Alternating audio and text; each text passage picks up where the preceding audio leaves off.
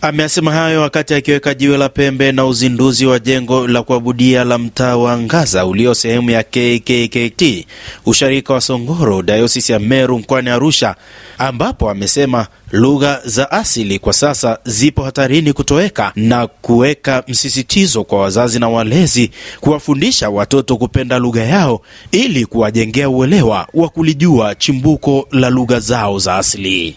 Malezi ya watoto na ita taifa na kanisa kwa ajili ya wajibu huu ni nakaza habari ya kupotea vilugha vyetu, tukianza na hapa Meru, lakini na hakika hata kwa ajili ya vilugha makabila mengine tunavipoteza, na kupoteza ni kukubali kuwa watumwa wa lugha nyingine.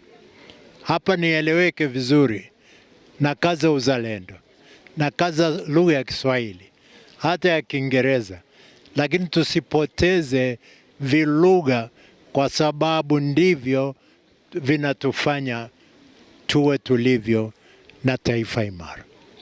Aidha, pamoja na kuwapongeza, amewasisitiza washarika kulitunza jengo hilo na kuhakikisha kuwa wanashirikiana ili kukuza kanisa la Mungu, huku mkuu wa jimbo la Kati KKKT uliopo usharika huo, Mchungaji Abel Kaaya, akieleza dhamira ya mtaa huo kwa siku zijazo. Uzinduzi wa mitaa hii si maonyesho.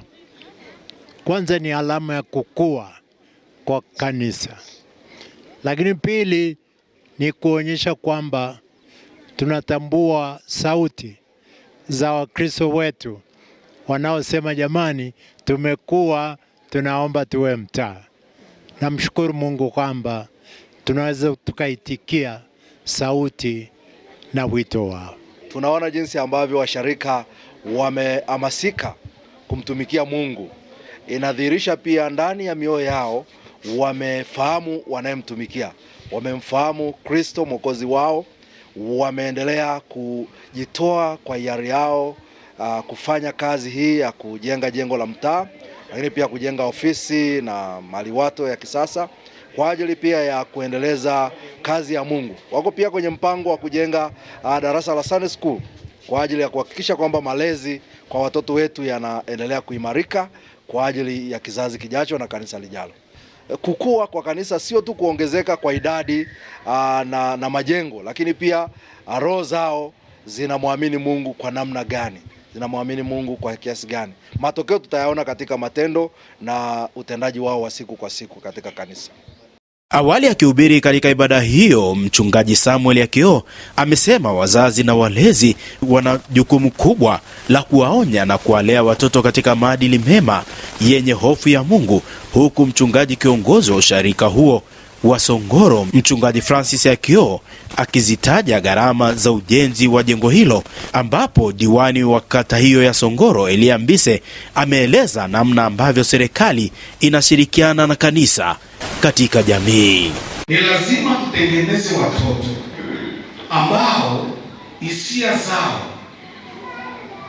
na maisha yao